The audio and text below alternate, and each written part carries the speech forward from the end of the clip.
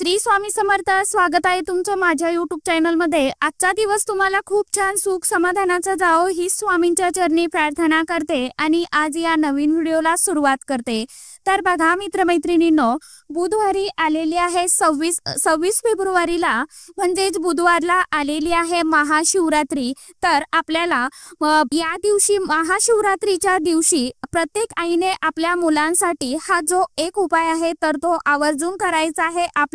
आपल्या मुलांच्या प्रगतीसाठी त्यांना कोणत्याही क्षेत्रामध्ये अपयश येऊ नये त्यासाठी, त्याचबरोबर त्यांच्या मनातील ज्या काही इच्छा आकांक्षा आहेत तर त्या इच्छापूर्तीसाठी असा हा एक प्रभावी उपाय जो आहे तर तो आपल्याला प्रत्येक आईने आपल्या मुलांवरून ही एक वस्तू जी आहे तर ती उतरून फेकायची आहे, जेणेकरून मुलांच्या आयुष्यातील सर्व दोष, संकटे, विघ्न, अडीअडचणी हे दूर होतील। यासाठी तसेच अभ्यासामध्ये प्रगती होईल, नोकरीमध्ये त्यांना खूप यश मिळेल असा हा प्रभावी उपाय जो आहे तर तो आपल्याला बुधवारी महाशिवरात्रीच्या दिवशी करायचा आहे। महाशिवरात्री ही आपल्या हिंदू धर्मातील खूप पवित्र आणि शुभ मानली जाते आणि या महाशिवरात्री तिथीला अनन्यसाधारण असं महत्त्व आहे।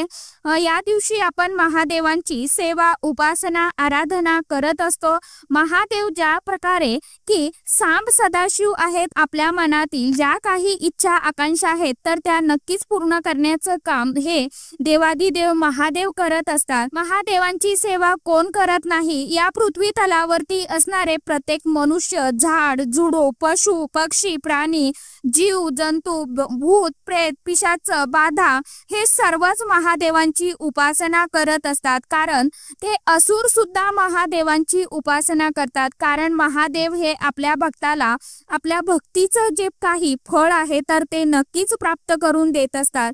आता या महाशिवरात्रीच्या दिवशी पृथ्वी तलावरती ज्या काही सकारात्मक लहरी असतात, जे काही शिव तत्व असतात तर ते रोजच्या तुलनेपेक्षा महाशिवरात्रीच्या दिवशी कितीतरी अधिक सहस्रपटीने कार्यरत असतात आणि या शिव तत्वाचा फायदा आपल्याला होत असतो। ज्या वेळेस आपण आपल्या मुलांसाठी हे जे काही छोटे मोठे उपाय करत असतो, सेवा करत असतो, या वेळेमध्ये आपल्याला आपल्या घरामध्ये महादेवाच्या शिवपिंडीवरती, शिवलिंगावरती आवर्जून रुद्राभिषेक करायचा आहे, जलाभिषेक करायचा आहे। नाहीच तुम्हाला काही शक्य झालं तर किमान महादेवांची 108 नावं तुम्ही घेऊ शकता। त्याचबरोबर कालभैरवाष्टकम पठन करू शकता। महामृत्युंजय मंत्र जो आहे तर तो 108 वेळा तुम्ही पठन करू शकता। या सर्व सेवा, स्तोत्र, मंत्र जे आहेत तर तो म्हणण्याचा प्रयत्न करा। शिवलीला अमृतचा 11वा अध्याय वाचायचा आहे। शिवलीला अमृताचा 11वा अध्याय जर आपण वाचला तर आपल्याला नित्य रुद्र केल्याचं पुण्यफळ प्राप्त होत असतं। इतका हा प्रभावी असा जो अध्याय आहे तर त्याचं पठण तुम्ही मुलांकडनं सुद्धा करून घेऊ शकता। या दिवशी आपल्याला प्रत्येक आईने आपल्या मुलांसाठी हा जो उपाय आहे तर तो करायचा आहे। आपल्याला एक उतारा तयार करायचा आहे आणि हा उतारा आपल्याला आपल्या मुलांवरनं उतरून फेकून द्यायचा आहे। या उतार्यासाठी फक्त एकच वस्तू आपल्याला लागणार आहे आणि ही वस्तू घेऊन आपल्याला आपल्या मुलांचे जी काही नजरबाधा आहे, दोष आहे, विघ्न आहे, संकटे, अडीअडचणी येतात ना तर ते दूर करण्यासाठी आपल्याला हा छोटासा प्रयत्न करायचा आहे। तर बघा, महाशिवरात्रीच्या दिवशी आपल्याला हा जो उपाय आहे तर तो संध्याकाळी करायचा आहे। म्हणजेच कधी तर संध्याकाळी आपण 5-5:30च्या नंतर हा जो उपाय आहे तर तो करायचा आहे। आता तुम्हाला त्या दिवशी जर नाही समजा संध्याकाळच्या वेळी करणं शक्य झाला तर तुम्ही रात्री 12 वाजेपर्यंत हा उपाय केला तरी देखील चालणार आहे। जर घरामध्ये तुम्हाला असं वाटत असेल ना की एखादी व्यक्ती सतत आजारी आहे तर त्यांच्यावरनं सुद्धा तुम्ही ही जी वस्तू आहे तर ती उतरून फेकू शकता। त्याचबरोबर पतीवरनं देखील तुम्ही हा उपाय जो आहे तर तो करू शकता।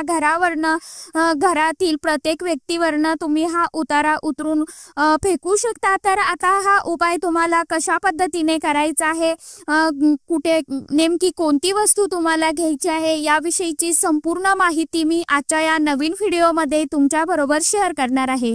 त्यामुळे तुम्ही हा व्हिडिओ स्किप न करता शेवटपर्यंत नक्की बघा। चॅनलवरती तुम्ही जर हा व्हिडिओ पहिल्यांदा बघत असाल तर चॅनलला आवर्जून सबस्क्राईब करा आणि असेच नवनवीन माहितीपूर्ण व्हिडिओ बघण्यासाठी समोरील बेल आयकॉनलाही प्रेस करा। आता हा उपाय आपण कशासाठी करत आहोत तर बघा, प्रत्येकाला आत्ताच्या सध्याच्या धावपळीच्या जीवनामध्ये आपल्याला मुलांची आपल्या मुलींची खूप काळजी असते। माझा मुलगा माझी मुलगी कुठेही कोणत्याही क्षेत्रामध्ये मागे राहता कामा नये, तिला प्रत्येक क्षेत्रामध्ये यश मिळावं, मग तो व्यापार असो, व्यवसाय असो, नोकरी असेल, शेती असेल किंवा अभ्यास करत असेल, अशा प्रत्येक क्षेत्रामध्ये त्यांना यश मिळावं। आता मुलगा किंवा मुलगी बाहेर पडलेली आहे म्हणजे ती सुखरूप घरी यावी, तिच्यावरती कोणतंही संकट विघ्न अडीअडचणी येऊ नये। त्याचबरोबर जर मुलांचं लग्न जमण्यामध्ये काही तुम्हाला अडचणी येत असेल त्यासाठी त्याचबरोबर मुलांना जर नजर दोषांचा सामना मुलं करत असतील तर बघा, नजर ही फक्त आईवडिलांचीच नाही तर बाहेरची जी लोक असतात किंवा आपले रिलेटिव्ह असतात, आपले शेजारी असतात, तर त्यांची देखील नजर बाधा जी आहे तर ती होऊ शकते, नजर लागू शकते। नजर काढण्यासाठी ज्या वेळेस मुलांना नजर लागते त्यावेळेस मुलं खूप हट्टी, चिडचिडपणा, तापटपणा करत असतात, मोठ्यांचं ऐकत नाही, आई वडिलांचं ऐकत नाही। या सर्व समस्यांना आपण सामोरे जात असतो आणि कुठेतरी आपल्याला ह्या गोष्टी ज्या आहेत तर त्या आपल्या लक्षात देखील येत नाही। आपण फक्त एवढंच म्हणत असतो की हा ऐकत नाही, मी खूप परेशान आहे, परंतु आपल्याला काही वेळा जे काही हे आपण अशा संकटांचा सामना करतो तर त्यावेळेस आपल्याला मनामध्ये सुचत नाही, आपण गोंधळून गेलेलो असतो की काय करावं काय नाही, आपल्याला मार्ग सुचत नाही। म्हणून प्रत्येक आई वडील जे आहेत तर ते आपल्या मुलांसाठी, मुलींसाठी, आपल्या कुटुंबांसाठी खूप प्रयत्न कष्ट करत असतात। पण ज्या वेळेस या काही पवित्र तिथी जवळ येतात, ह्या पवित्र तिथींवरती आपण ज्या वेळेस या सेवा उपाय अगदी पूर्ण श्रद्धेने, मनापासून, विश्वासाने आणि भक्तीने करतो त्यावेळेस नक्कीच आपल्याला त्याचे जे काही पुण्यफळ आहेत तर ते नक्कीच मिळत असतं। आता बघा, तुम्हाला हा उपाय कशा पद्धतीने करायचा आहे।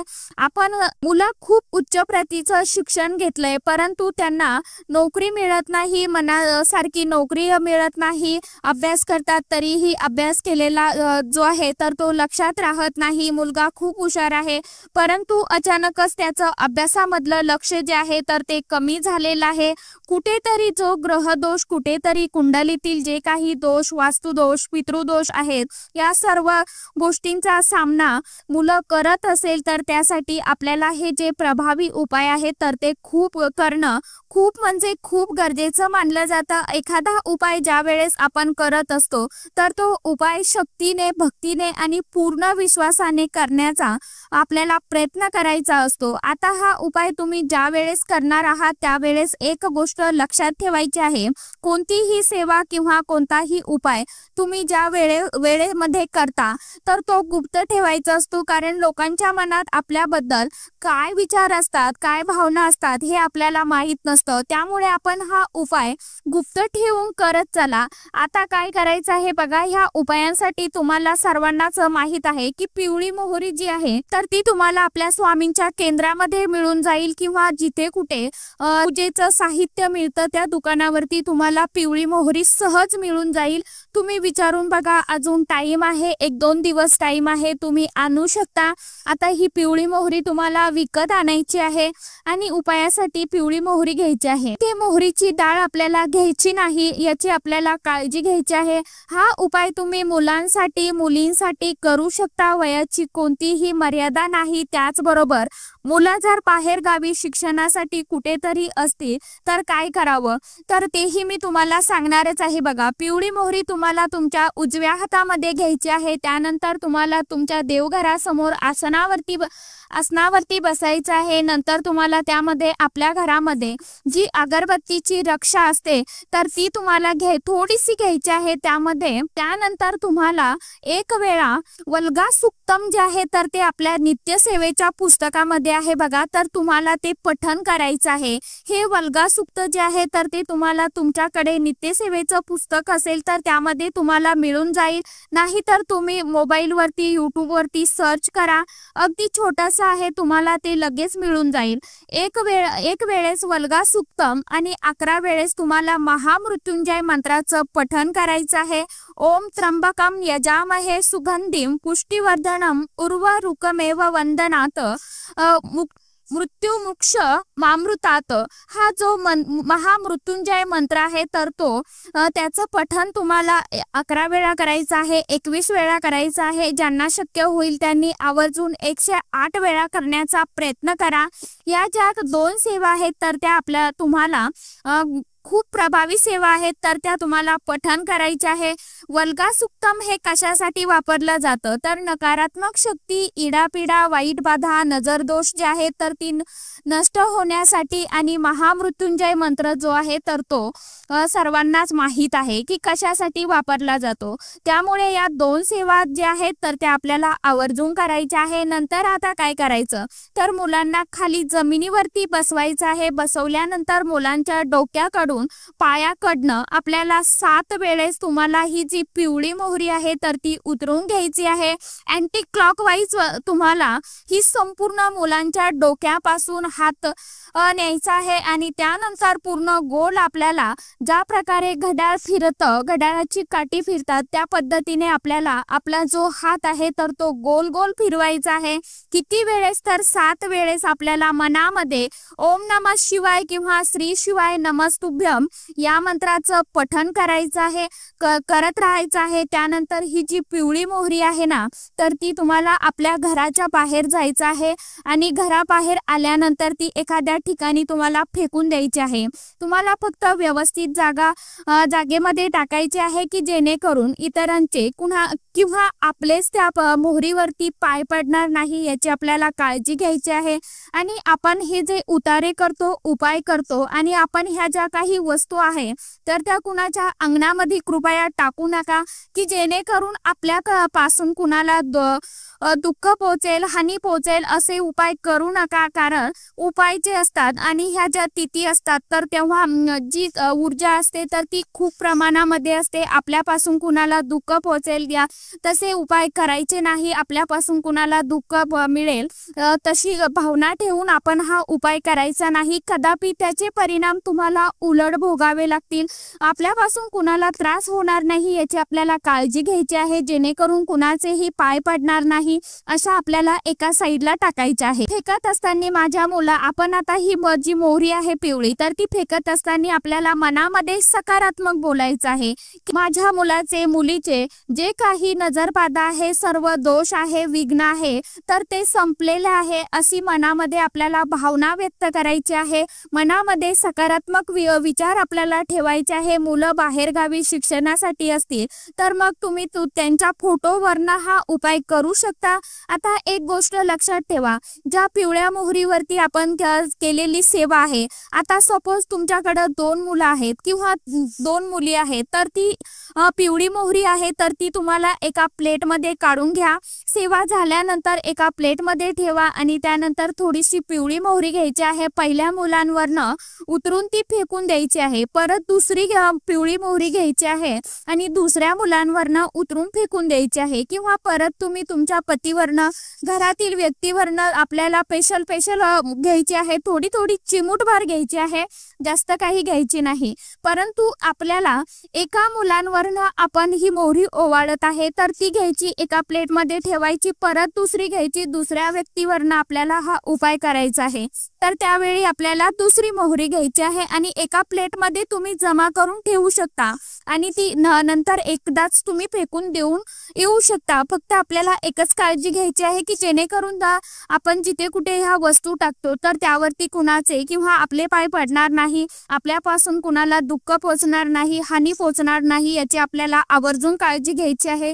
उपाय करताना मनामध्ये सकारात्मक विचार ठेवायचे आहे, पूर्ण श्रद्धेने आणि भक्तीने आपल्याला उपाय करायचा आहे। मनामध्ये देवांचं नामस्मरण करत उपाय करायचा आहे तरच आपल्याला त्या सेवेचा, उपायाचा जो काही फायदा आहे तर तो मिळत असतो। तर अशा साध्या आणि सोप्या पद्धतीने महाशिवरात्रीच्या दिवशी तुम्हाला हा जो उपाय आहे तो आवर्जून करायचा आहे। उपाय तुम्ही सायंकाळी प्रदोष काळामध्ये करा किंवा ज्यांना नाही शक्य झालं, ज्यांनी व्हिडिओ लेट बघितला त्यांनी रात्री 12 वाजेपर्यंत महाशिवरात्रीच्या दिवशी केला तरी देखील चालणार आहे। तर चला आजच्या व्हिडिओमध्ये इतकीच माहिती होती, कशी वाटली नक्की सांगा। व्हिडिओ आवडला तर चॅनलला आवर्जून लाईक शेअर सबस्क्राईब जरूर करा।